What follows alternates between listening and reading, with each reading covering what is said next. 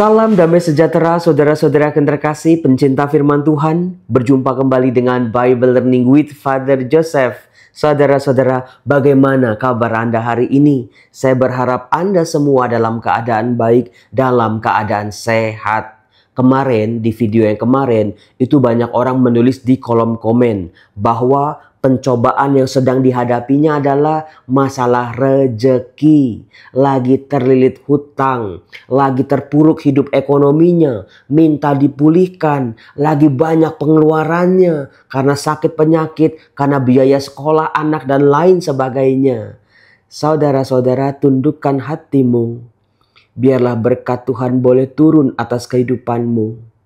Ya Tuhan, Engkau yang mengajarkan kami meminta rejeki daripadamu. Maka kami mohon, kami ketuk pintu hatimu. Berilah rejeki bagi anak-anakmu ini. Biarlah ada semangat kembali yang menggerakkan kaki, tangan, pikiran mereka. Buka semua peluang-peluang rejeki.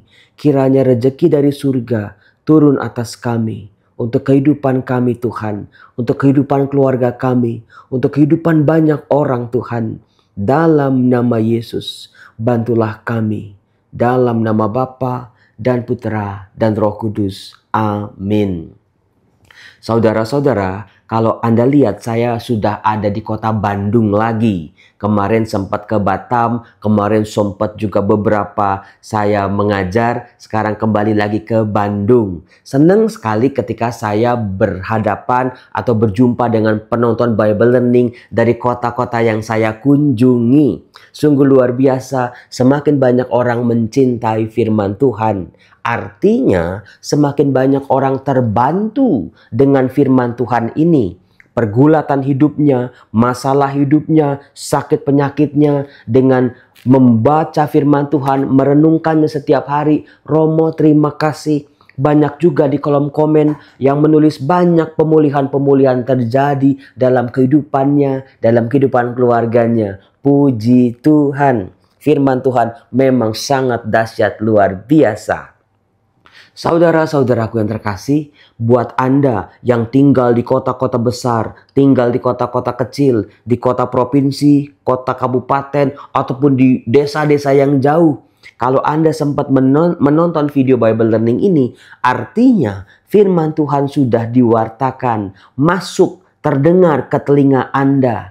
Masuk kuping kanan, jangan cuma sekedar masuk kuping kanan, keluar kuping kiri. Sebelum keluar di kuping kiri, coba endapkan dalam hati. Firman yang punya kekuatan ini masuk ke dalam sanubari kita. Saya yakin saudara-saudara, ketika firman masuk ke telinga kita, masuk ke otak kita, meresap di hati kita, akan terjadi banyak sekali penghalang demi penghalang dari sabda ini. Sehingga hati nurani kita yang terdalam akhirnya sama sekali tidak sampai bersentuhan dengan sang firman. Dalam bahasa kitab suci, penghalang demi penghalang itu disebut dengan ketegaran hati. Anda akan melihat saudara-saudara bagaimana gereja perdana mau belajar. Gereja awal, gereja para rasul mau belajar dari apa sih yang sudah dilakukan oleh orang-orang Israel yang baik-baik dari kisah perjanjian lama diambil. Misalnya iman akan Allah, kesetiaan akan Allah, kasih akan Allah, kebesaran-kebesaran Allah yang ditunjukkan kepada umatnya. Tetapi mereka belajar juga dari sejarah bahwa ada satu hal yang membuat orang Israel pada akhirnya jatuh dan jatuh lagi. Ada satu hal yang membuat bangsa ini akhirnya menjauh dari Tuhan. Ada satu hal yang menjadi akar dari segala dosa yang namanya ketegaran hati. Kita semua sudah tahulah bagaimana orang Israel di padang gurun, bagaimana orang Israel di zaman kerajaan, bagaimana orang Israel ditegur oleh para nabi. Semuanya karena apa? Karena mereka hatinya tegar, keras kepala betul-betul. Firman Tuhan yang disampaikan melalui pribadi-pribadi tertentu akhirnya tidak terdengar sama sekali. hanya terdengar di telinga, tetapi terlalu mengganggu, terlalu menjemukan, sehingga mereka menolak suara Allah. Padahal firman inilah yang membuat mereka hidup. Firman inilah yang menyembuhkan. Firman inilah yang mengangkat mereka. Firman inilah yang menciptakan, yang membuat mereka menjadi ada. Membuat dunia ini teratur sedemikian rupa. Karena firman. Tapi firman Allah ini justru mereka menutup mata. Mungkin saya sedikit mengingatkan kepada Anda dalam kitab Kejadian ketika Allah menciptakan manusia hanya dengan berfirman. Hanya dengan firman-Nya semuanya menjadi ada. Ada bukan sekedar biasa-biasa, tapi ada dalam keadaan baik. Maka firman itulah yang membuat hidup kita yang tidak baik juga menjadi baik. Firman itulah yang membawa kita pada kesembuhan yang sejati. Firman itulah yang akan menuntun kita ke jalan-jalan kebenaran Allah. Maka jangan jemu-jemu saudara membaca firman Tuhan ya setiap hari. Jangan pernah bolong. Nah, dalam kalender liturgi gereja yang dibacakan hari ini itu lagi-lagi bagus banget. Karena apa? Surat kepada orang Ibrani. Sekarang saya sadar sesadar-sadarnya kenapa surat ini disebut surat kepada orang Ibrani.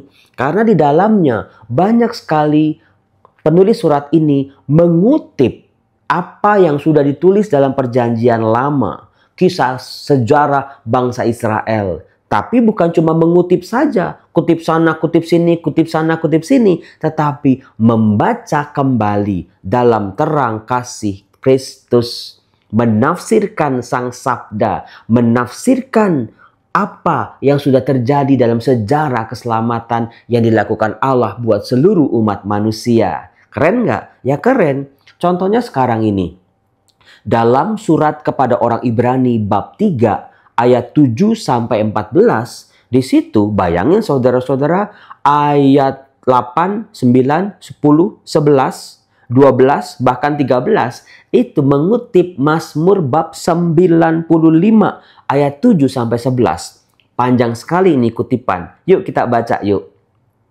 Sebab itu seperti yang dikatakan Roh Kudus pada hari ini, jika kamu mendengar suaranya, janganlah keraskan hatimu. Seperti dalam kegeraman pada waktu pencobaan di padang gurun, di mana nenek moyangmu mencobai aku dengan jalan menguji aku. Sekalipun mereka melihat perbuatan-perbuatanku 40 tahun lamanya. Itulah sebabnya aku murka kepada angkatan itu dan berkata, selalu mereka sesat hati dan mereka tidak mengenal jalanku. Sehingga aku bersumpah dalam murkaku, mereka takkan masuk ke tempat perhentianku. Saudara-saudara yang terkasih, ini dia larangan-larangan kalau kita membaca firman Tuhan. Kalau kita mendengar firman Tuhan masuk ke telinga kita, apa yang tidak boleh, apa yang harus dihindari. Tadi dikatakan yang pertama adalah keras hati, ketegaran hati. Gak mau bertobat dengan beribu macam alasan. Kemalasan lah, gak masuk akal lah, merugikan lah, dan lain sebagainya. Yang membuat manusia ini lama-lama terpisah dari sang firman yang menjadi awal kehidupannya. Yang menjadi alasan dia ada. Maka kalau orang jauh dari firman Tuhan, hidupnya tuh sesek. Kayak mobil kehabisan bensin, kayak mesin kehabisan oli. Bisa bergerak tapi begitu menyakitkan. Romo, saya jadi ngerti Romo. Hidup saya ini lagi berat-beratnya. Hidup saya ini lagi gak enak-enaknya. Firman Tuhan adalah kekuatan baru dalam kehidupan kita. Saat Anda mendengar firman, jangan keraskan hatimu. Saya udah tahu kok. Saya udah ngerti kok. Saya udah paham kok. Nah itu dia salah satu ketegaran hati. Kita tidak membiarkan firman bekerja secara halus, secara diam-diam dalam keheningan, bekerja dalam diri kita. Karena begini saudara-saudara, hidup yang kita jalani ini, hidup yang kita mengerti sampai saat ini, paling itu sekian kecil, 10%. Wah, kita merasa 10% udah sangat amat mengerti, udah sangat amat sempurna. No, Tuhan membiarkan kita melihat celah-celah yang lain. Masih ada 90% yang tidak kamu mengerti. Itulah dengan kekuatan firman Tuhan, daya ilahi membuka kita. Jangan cuma melihat hidup ini pakai kacamata dunia. Jangan hanya menilai hidup ini pakai kacamata manusia. Karena hidup itu tidak sekedar apa yang terlihat oleh mata manusia. Karena ada kasih Allah yang bekerja secara luar biasa. Jadi jangan keraskan hatimu. Nah, orang bisa keras hati karena apa? Jadi dikatakan seperti dalam kegeraman pada waktu pencobaan di padang gurun. Orang-orang Israel itu merasa marah kepada Allah. Mereka merasa kecewa. Mereka merasa pahit hidupnya. Mereka menyesali sudah dibebaskan dari perbudakan Mesir. Karena apa? Begitu berjalan di padang gurun 40 tahun, kekurangan demi kekurangan, kesusahan demi kesusahan, kekeringan, gak ada makanan, gak ada hidup yang berkelimpahan. Itulah yang membuat mereka marah, geram di padang gurun. Itulah yang membuat mereka akhirnya hatinya keras, menutup pintunya rapat-rapat terhadap kasih Allah. Maka hati-hati saudara dengan yang namanya trauma. Banyak hidup kita ini mengalami trauma-trauma di masa lalu, bukan? Dengan saudara, dengan orang tua, dengan kakak adik, dengan orang-orang di luar, dengan guru. Banyak hal yang membuat kita trauma. Trauma itu membuat kita akhirnya marah. Karena apa? Kita tidak berdaya. Kita tidak bisa berbuat apa-apa. Kita hancur-hancuran di masa lalu ini. Gak ada yang menolong, gak ada yang mengerti, gak ada yang coba memahami. Akhirnya sakit sendiri, nangis sendiri, marah sendiri. Akhirnya ya udahlah, masa bodoh terhadap karya-karya Tuhan. Semuanya teori, semuanya kata-kata kosong, semuanya itu karangan-karangan, semuanya itu blegedes dan lain sebagainya. Hati-hati, itu larangannya saudara-saudara. Maka coba cek dalam diri. Hidupku ini sudah sampai sejauh ini, aku tuh trauma sama siapa sih? Trauma di pengalaman yang mana sih? Aku ini pernah terluka dalam hal apa sih? Jangan-jangan ketegaran hati kalau orang misalnya diajak ke gereja, kagak mau, amit-amit, gua kagak mau misalnya. Pasti di masa lalunya pernah mengalami hal yang pahit. Disuruh berdoa, kagak mau. Disuruh baca kitab suci, kagak mau. Dilempar kitab sucinya. Pasti di masa lalunya, sejak dalam masa kandungan, bayangin coba traumanya itu bisa terjadi. Di masa kecil kita nggak berdaya apa-apa. Ada orang-orang yang lebih dewasa, orang-orang yang lebih kuat memperlakukan kita semena-mena karena kita tidak berdaya. Nah, kita tidak bisa melawan juga. Itulah yang membuat kita tegar hati. Hati-hati ya saudara-saudara. Pahami trauma kita, sembuhkan bersama firman Tuhan. Semua yang terjadi dalam hidupku pasti punya alasan, pasti punya rencana Tuhan di balik itu semua. Nah, dikatakan, di mana nenek moyangmu mencobai aku dengan jalan menguji aku. Nah, itu dia larangan yang kedua, menguji Tuhan. Aku mau nih, aku gak ke gereja. Kita lihat ya, Tuhan itu masih sayang gak sama aku. Misalnya, aku coba aku nakal-nakal dikit lah. Entah minum-minum dikit-dikit, entah selingkuh dikit-dikit, entah dosa yang dikit-dikit. Aku mau mencobai Allah. Nanti Allah marah apa enggak, kita lihat. Saudara-saudara, itu yang dilakukan oleh orang Israel. Mereka bersungut-sungut, mereka menyesal, mereka protes, mereka marah kepada Musa. Kalau begini di padang gurun, ngapain kami dibebaskan dari Mesir? Anda pasti ingat bukan? Kisah-kisah perjalanan di padang gurun Shin, padang gurun Shur, di Rafidim, dan tempat-tempat di Masa dan di Meriba. Bagaimana saat orang Israel dalam kesulitan, mereka justru mencobai Allah. Mereka mulai melirik-lirik dewa-dewa bangsa lain. Mereka mulai meninggalkan Allah, meremehkan kemahakuasaan Allah. Jangan.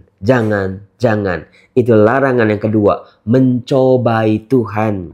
Kesabaran Tuhan, saya mau ngetes ke pengampunan Tuhan, saya mau ngetes, mau coba-coba. Jangan saudara-saudara, itu larangannya.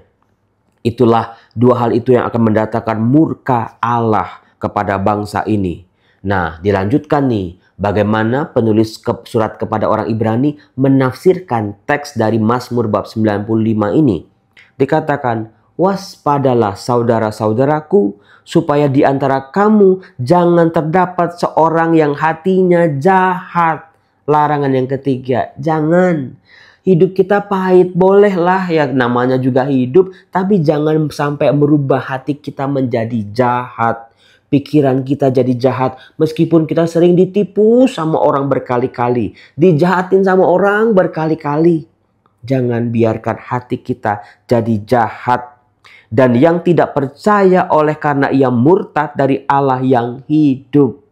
Berbalik dari Allah. Larangan yang keempat, jadi gnosis, jadi ateis, gak percaya sama Allah, beragama yang praktis. Yang namanya juga di Indonesia, Romo, kita harus tulis tuh di kolom KTP tulisan agamanya apa. Isi formulir masuk rumah sakit aja ditulis juga agamanya apa, bukan? Udahlah, asal Kristen KTP aja lah, Katolik KTP aja. Saudara-saudara, jangan biarkan diri kita perlahan-lahan menjauh dari Allah. Itu larangan yang keempat, saudara-saudaraku. Biarlah kita semua berpegang pada kasih Tuhan. Kita semua, jangan pernah Tuhan, Engkau tinggalkan aku. Aku juga berjanji, sepahit apapun hidupku, seberat apapun gelombang hidupku, aku tidak akan pernah melepaskan peganganku dengan kasih-Mu Tuhan. Seringkali kan kalau gelombang laut ya, kita udah pegangan terlepas juga. Saking dahsyatnya gelombang itu, hantaman dari kiri, hantaman dari kanan. Akhirnya kita ya nggak sadar juga, akhirnya terlepas. Itulah godaannya, saudara-saudara. Maka coba perhatikan 4 larangan ini. Hindari sepanjang tahun 2025. Jangan biarkan iman kita pada Tuhan lama-lama makin kecil. Karena apa? Masalah kita makin kompleks. Masalah kita makin besar. Masalah kita makin serius dari luar sana. Maka dari dalam iman kita harus makin besar. Kalau iman kita begitu-begitu aja, standar-standar aja, nggak berkembang, ya pantesan kita babak belur, pantesan kita kelelep. Tuhanlah yang membuka semua peluang-peluang dalam hidup kita. Dikatakan, nasihatilah seorang akan yang lain setiap hari, selama masih dapat dikatakan hari ini, supaya jangan ada di antara kamu yang menjadi tegar hati karena tipu daya dosa. Nah, di sini saudara-saudara, mengapa hal itu dilarang tadi? Tegar hati, mencobai Allah, hatinya jahat, tidak percaya lagi sama Allah. Itu tipu daya dosa yang seringkali berhasil sukses menipu kita mentah-mentah. Dengan pikiran, argumen yang sangat amat masuk akal. Ternyata semuanya itu tipu daya dosa. Karena kita telah beroleh bagian di dalam Kristus, asal saja kita teguh berpegang sampai kepada akhirnya, pada keyakinan iman kita yang semula. Tetapi apabila pernah dikatakan, pada hari ini, jika kamu mendengar suaranya, janganlah keraskan hatimu seperti dalam kegeraman. Saudara-saudara terkasih, kita ini sudah ambil bagian dalam Kristus. Ada berkat rohani yang sudah Tuhan siapkan buat kita. Ada warisan-warisan rohani dari Bapa di surga buat kita, anak-anaknya. Hidup yang berkelimpahan, hidup yang sejahtera, hidup yang penuh dengan kasih setia. Nah, maka dari itu yuk bertahan sampai akhir. Bertahan sampai pada akhirnya. Kita nggak tahu hidup kita akhirnya bagaimana. Bisa jadi hari ini, bisa jadi besok, bisa jadi minggu depan, bisa jadi 10 tahun lagi. Kita nggak pernah tahu apa dan bagaimana akhirnya hidup kita. Tapi meskipun masih buram, meskipun masih gelap, hari ini, Romo, hari ini, saya akan lunakkan hati saya. Membiarkan Sang Firman masuk ke telinga, memahami Sang Firman, dan mulai percaya tanpa keraguan, mulai yakin pada Tuhan. bahwa Tuhan mampu mengatasi segala masalah-masalahku, bahwa Tuhan bukan sekedar teori, bahwa Tuhan sungguh hadir dalam kehidupanku. Maka selain menjauhi 4 larangan ini, cobalah mulai hari ini perbanyak lakukan kebaikan, bantuin orang, saudara-saudara. Banyak orang di luar sana yang jauh lebih susah dari kita kok. Hidup kita susah, tapi bukan berarti kita berhenti berbuat baik, bukan. Kita dijahatin orang, tapi bukan berarti kita harus balas kejahatan orang itu, bukan. Kualitas hati, coba pertahankan sampai pada akhirnya. Saya Romo Yosef hari ini saya mau ke Lembang. Nanti kita lihat ya, kita jalan-jalan ke Lembang. Anda udah pernah ke Lembang belum? Di situ ada tahu, di situ ada ya banyak makanan deh. Salam, Tuhan berkati kehidupan Anda. Kita semua diberkati. Tuhan, tolonglah anak-anak-Mu ini. Berilah kami berkat-berkat yang kami butuhkan saat ini. Biar kami melunakkan hati kami. Sang firman meresap dalam-dalam. Sehingga menjadi kekuatan bagi hidup kami. Ya Tuhan, Engkaulah gembalaku. Takkan kekurangan aku. Berkat Tuhan mengalir buat kita dalam nama Bapa dan Putra dan Roh Kudus. Amin. Salam, Tuhan berkati.